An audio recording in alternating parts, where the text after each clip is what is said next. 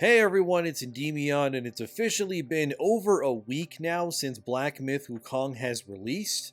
I'm currently on chapter 4, I'm almost level 80-ish, and I'm loving the game so far. It just keeps getting better, I don't know how else to put it than that. The game's systems keep opening up as I play, the enemy variety is surprisingly well done, and the bosses are also starting to get much more difficult as I keep playing. Nothing feels impossible, of course, but it is definitely a challenge nonetheless. So in this video, let's talk about Wukong and how it's being defamed, attacked, and its detractors are being ousted as anti-white hating individuals. Firstly, from that Park Place, legal analyst asserts that .esports Tom Foley defamed Black Myth Wukong developer Game Science.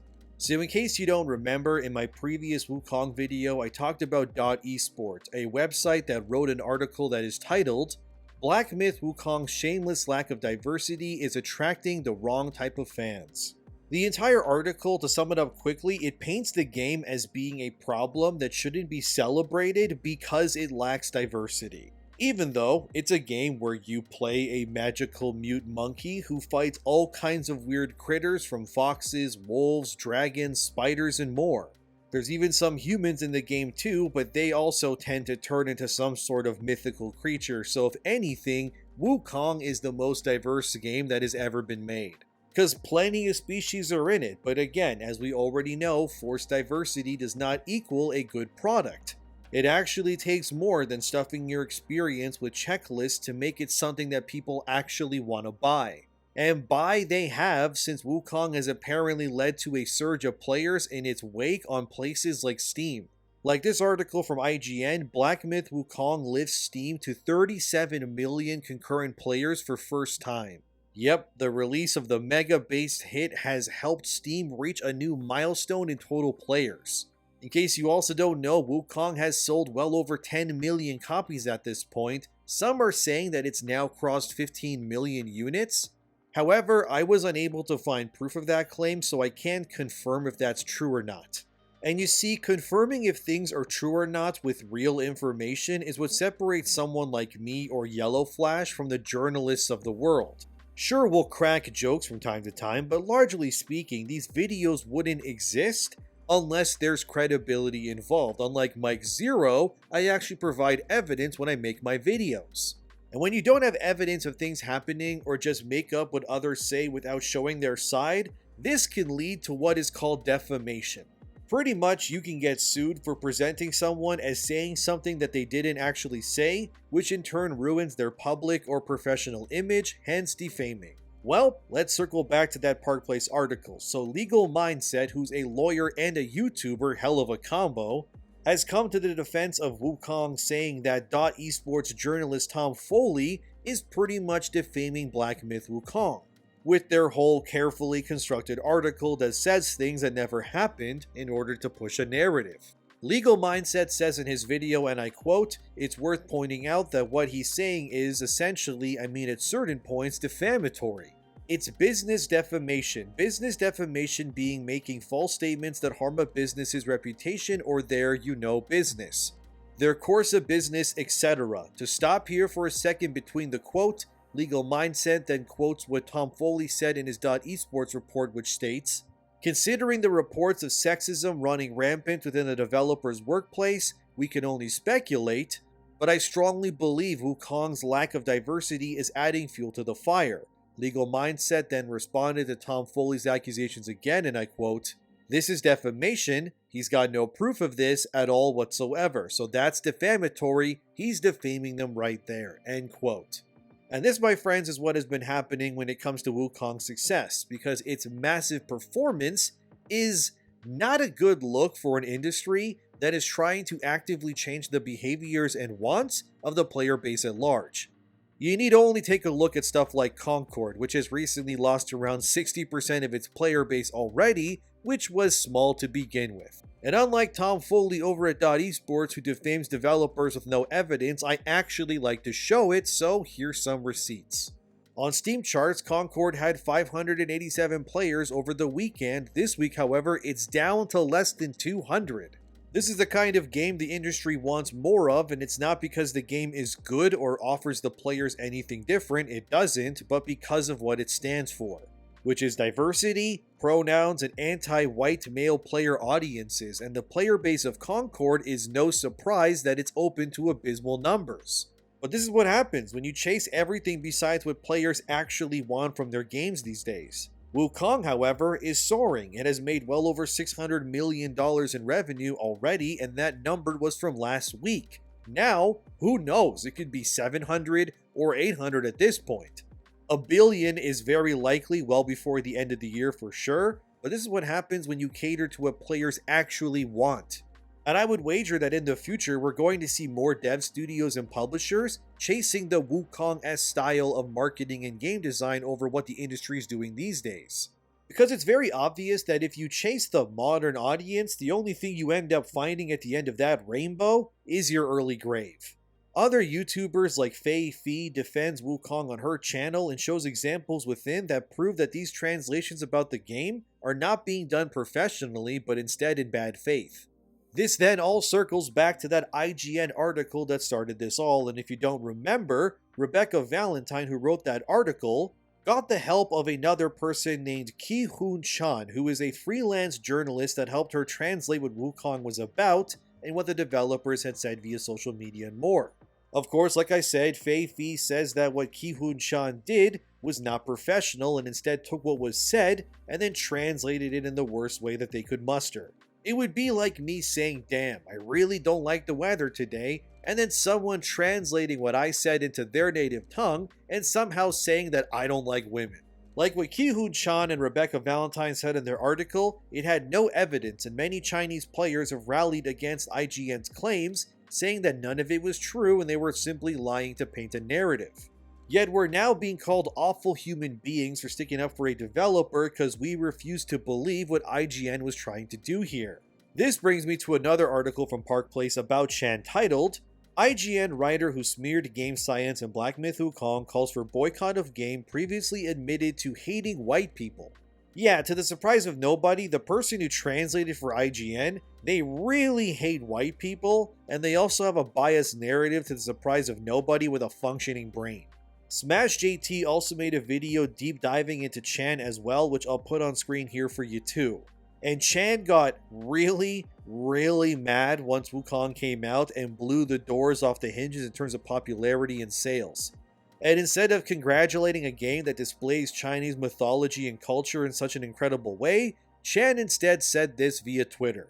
I'm so effing pissed off, this has gone too far. Don't play Black Myth Wukong if you must. Go and pirate it if you enjoy it. I do not want to know it. F game science and all the grifters who were doing this to one of my favorite people in the industry. Chan, by the way, is saying that grifters, he means anyone, I guess, who likes Wukong, so millions of people out there are mean bad guys, because they don't believe Rebecca Valentine of IGN. And it's Rich saying that it's gone too far when Chan was directly responsible for the nuclear response to Wukong being attacked in the first place. This is like a rioter throwing a Molotov cocktail into a mom and pop shop, and instead of the place just burning down, they end up doing a GoFundMe and end up opening multiple mom and pop shops in the near future. It's the equivalent to stepping on a rake over and over as it hits you in the face, and you just keep getting mad that you can't stop embarrassing yourself like this. Like, dude, you did this. The IGN article wouldn't exist without your translations. You were hired by IGN to help them. The words that were written, the way that they were interpreted, was done by you and you alone. There is no one to blame for this massive success and reverse loss in your favor than yourself. Saying this has gone too far might be an understatement because your efforts ended up making the people you hate into multi-millionaires overnight. Whoops. And it's hilarious that you not only are mad of yourself for creating a global phenomenon, but you also ended up advocating for illegal activity as well. You also said people should pirate Black Myth Wukong. You know that's illegal, right? You're telling people to steal something for free if they want to play it. You can't be serious here. It's like these journalists never developed mentally out of adolescence or something. How can you allow your emotions to control your actions so easily? You're an adult, for crying out loud. Be professional and own your mistakes. You thought back a few years ago that you and your friends could control everything and ruin gaming by filling it with enough diversity to cause it to explode. But now that it hasn't worked, you've pulled out the old reliable sexism and racism claims instead. Unfortunately for you, there's a lot of people out there who know how to read what game science said in their native tongue, and now your credibility has taken a massive shot. Why would any website want to hire you knowing that your efforts have led to what is being considered one of the greatest anti-woke, anti-modern audience moments in gaming history? This would be like hiring the guy who let in the Trojan horse as your next gatekeeper. Yeah, probably not a good idea considering what happened the last time they operated a gate. But of course, Ki-Hoon-chan doesn't stop there because like always, these adult pretenders tend to let their emotions get the better of them. Hey, Ki-Hoon, remember when you said this back in January? Where is it? Oh, here it is! You said this via Twitter. White gamers have zero nuance, zero understanding of the world, and it'll forever be like this because the world bends over to meet their expectations. And if they're upset, they just scream at their targets until everything works miraculously in their favor. Very interesting. So you're blaming the fact wokeness is dying on white gamers, correct? But you do realize that there's millions of players out there who are also not white, right? So my question to you then is, if there are millions of players out there who are, black, brown, and so on, why are they not supporting these games and initiatives as well?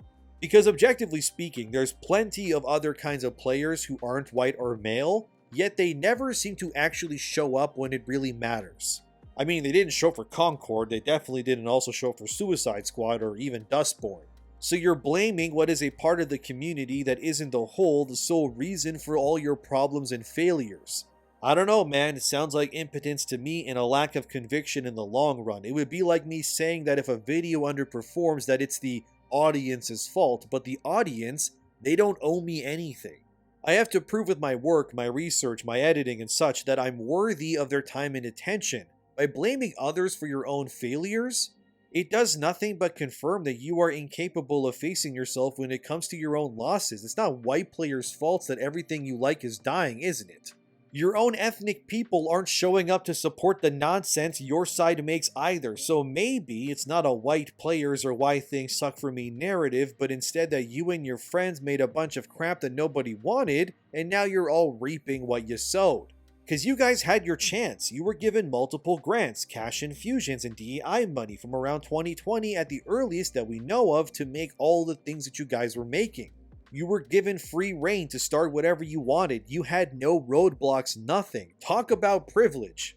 And even with all the help in the world, literally, like you guys had all the help that someone could reasonably gain.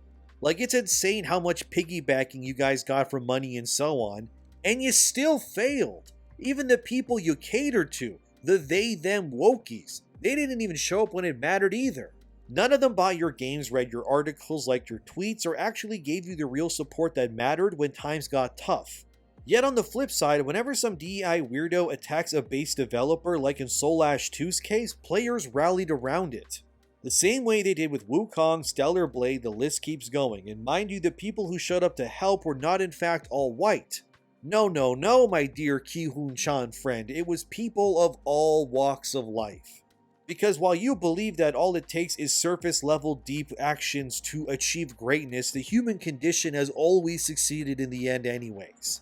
And that's because deep down in our core, people know when someone's being disingenuous, when they're lying to you, and they are giving you the bare minimum in response to your support. So what's very likely is the reason why your Wukong boycott didn't work, and the plenty of games that sucked and failed as well, is cause even the people who came from all of these diverse backgrounds, which, what does that word even mean anyway, diverse?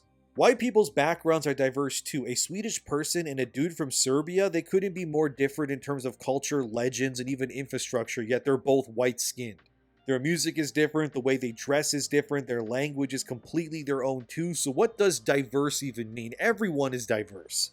I don't really care what color you are, even if you're white, I'm here to tell you, you are in fact as well diverse too. Don't let people tell you that you're lesser or something just because your skin is white, that's dumb, okay? Be proud of who you are, no matter what color you are too. But diverse people, they saw through your lies, and now your side is falling apart. They knew it wasn't genuine, and now you're all panicking. You're also kind of a racist, Ki-Hoon-chan. I mean, remember when you said this back on January 21st, 2022? You said via Twitter, Do I hate white people? Yes, and if you're a friend, you'll understand why this is never personal. I hate white privilege so much, their ability to scream reverse racism when faced with a tiny bit of criticism. The world revolves around them even in Singapore every day. Ah yes, admitting that you hate white people in general no matter who they are because they're white, but it's not personal. It's not racist, of course, because you can't be racist to white people apparently, which is a lie by the way, don't ever believe that. Everything that you say, Ki-Hoon-chan, is exactly what it always is. It's projection. You're projecting your insecurities onto others because you can't face your own inadequacies. Instead of coming to terms with that, you'd rather shift the blame and claim that it's the fault of an entire group of people instead of just you. And it's hilarious how you say even in Singapore. So wait, do you live there? I'm assuming. I could be wrong, but even so, Singapore is obviously not going to have a massive white people population compared to the native ethnic groups that are there. So you're so brainwashed by the vitriolic hate that you consume being perpetuated by your white liberal friends most likely, which is hilarious the more you think about it, that you've created a victimhood complex around an entire group of people who likely never even think about you at all until you decided to attack a video game. Which, by the way, was made by Chinese people, so also not white people, and your efforts then led to that game exploding in sales. Like, what an incredible career, Chan. You're the first person to successfully somehow own yourself in so many ways that it should be considered an Olympic sport. It's incredible that Black Myth Wukong has been defamed, attacked, ridiculed, and advocated to be pirated of all things. And in the end, that none of it was going to work. I mean, the game was always going to be a hit. But thanks to the efforts of these individuals like Tom, Foley, and Chan and Rebecca, they managed to turn a modest success into pretty much the next Elden Ring at this point. Honestly, Chan, you should work in marketing. Like, I'm not kidding, dude. You have what it takes to clearly take something and bring it to so many more eyes and ears with a few clicks of a keyboard. You made Game Science so much money, they could literally drown in how much money they've made in the past week alone. So shout out to Ki-Hoon-chan, everybody, Black Myth Wukong's biggest supporter and #1 fan. Hey Chan, whenever I launch a product, you mind writing some articles about it too? Thank you. You're amazing at propping others up, so seriously, thank you truly. Because of you, we're definitely going to be getting more Black Myth Wukong games in the future. And before we end the video, I just want to read you one of the funniest and stupid takes on Black Myth Wukong from a user on the Steam forums. Don't harass this person, by the way, but their name is Alan. Hello, Alan. Looking for these? But Alan said this via Steam, and man, it's so dumb. Let's read it, and it's titled, "You should not have supported this game. Before you fly off the handle and call me woke, hear me out first, okay? There are groups of people out there who have been marginalized for centuries, and we live in a time in which past wrongs can finally be righted. It's baffling to me that you can play a game knowing that not only are the devs proven sexist, but they refuse to include a single iota of diversity in the game. What would it hurt to have a person of intersex traits in the game? Why would it be bad to have a single person of color in it? Just one, a single one, and they could be in for 5 seconds and it wouldn't hurt you, wouldn't it? Don't you think it would make their day to see someone like them for once? Who is really the snowflake if that would bother you? They don't even have to be the main character. It's just crazy to me that anyone would support a game that's leaning so far to the right on purpose. It's like none of you even know anything about it and just bought it because some World of Warcraft YouTuber told you to. You should do more research before making such an expensive purchase. Instead, you are actively marginalizing people who don't deserve it. That's all I'm saying. I know people will read this and say they don't care, but you should put yourself in their shoes for once. A little empathy is all you need. You don't even have to agree with them. Just realize that people feel less alone when they can see themselves in their entertainment. It's just sad that you would purposely be against that. Edit, please just engage like civilized people. The awards don't further your case. Just because you give someone a clown doesn't mean they're wrong." Ah, Alan, it was all a ruse, you pathetic little ant. Alright, I'll stop quoting Landlord for Smiling Friends, but seriously, that's my favorite character in Season 2. Looking for these? Anyways, this person has lost their composure. Black Myth Wukong would not be a better game simply because an intersex character exists within it. Because again, like 99% of the characters are literally just weird animal things. I don't know what good it would do if a monkey with lipstick and a septum piercing looked directly into the camera at one point and went, "Did you know that I'm gay? By the way, Is it weird anyone else that the game is based on Chinese mythology, yet all the English voices are in British accents? The game doesn't already seem to care about these things, but hey, if they don't, then neither do I. But it is funny how everyone is British in this game considering who made it and what it's about, but again, they're animals, so who cares? You know what? Wukong needs more than intersex characters, more transformations, more weapons and spells, and in the future, I hope they incorporate a Metroidvania style to the game, so that you can circle back to areas with new transformations to explore deeper into the world that you passed by already. The last thing this game needs is any real-world representation in it. This is like getting mad at a game like Jak and Daxter that doesn't have more humans in it. Like, who cares, dude? I actually love it when games just go fully in on making stuff with zero human beings at all in it in the first place. Like, hell yeah, give me more weird-looking freaks in my games, and I don't mean like Concord or Outlaws. I mean like in Psychonauts when that one guy says stuff like this. I am the milkman.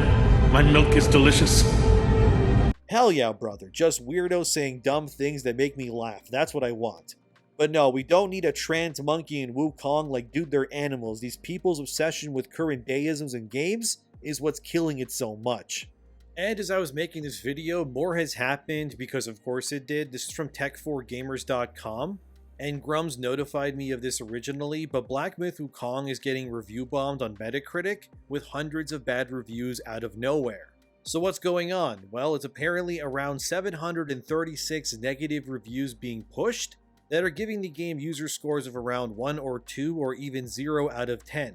The writer in this Tech4Gamers article theorizes that the reason it's happening is simply for political reasons, and I would not be surprised by this either. It's very likely that the wokey weirdos out there who lost the fight are really angry that this game has been doing really well, and are now resorting to review bombing the game in order to drop the score, hoping to dissuade others from buying the game if the user score becomes extremely negative, I guess. Of course, this won't actually do much since the supporters heavily outweigh the detractors, so if you don't mind, if you're able to just go over to Metacritic and drop a positive review, that would really help out. If the positives can outweigh the blatant fake woke negative reviews, then yet again the woke freaks have lost on another front yet again. Grums believes it's being done because Star Wars Outlaws comes out soon and these wokies want that game to soar in sales, because it pushes a diverse woman of color as the main character whose face got destroyed by the modern audience artists. To be frank, it won't really work, not even a little. People are too informed now, they can't be lied to. And there's no way that Outlaws outsells Wukong. I would be genuinely shocked if that were to happen. Even though Outlaws is on more platforms too, it still won't do any better. Plus, it's Ubisoft, come on now guys. I wouldn't be surprised if 500 of these accounts are just Ki-Hoon Chan spending their afternoons review bombing Wukong until the number gets to 0. There has never been a bigger hater and supporter of a single game in the entire world. We could all die tomorrow. As long as Ki-Hoon Chan exists, Black Myth Wukong will still have its #1 writer, and that's crazy, bro. To see such a failure of a boycott backfire in such a way, it's like music to my old rattled ears. But I think that's enough for now. From Black Myth Wukong, it's clear that we're winning, fellas, so whip it out for all to see. Let us bask in our glory as based gaming continues to win the culture war. They can fight all they want, we'll just keep on winning. Thanks for watching, subscribe and all of that. Thanks to my patrons and members. Have a wonderful day and stay positive, everybody. I'm proud of you all. I hope this video brought a little light to your world today, and just thanks for being here. Now, if you don't mind me, I got a date with a spider lady in Wukong, and I gotta go beat some freaks with my stick. In the game, I mean. Okay, I'm done talking. See you soon.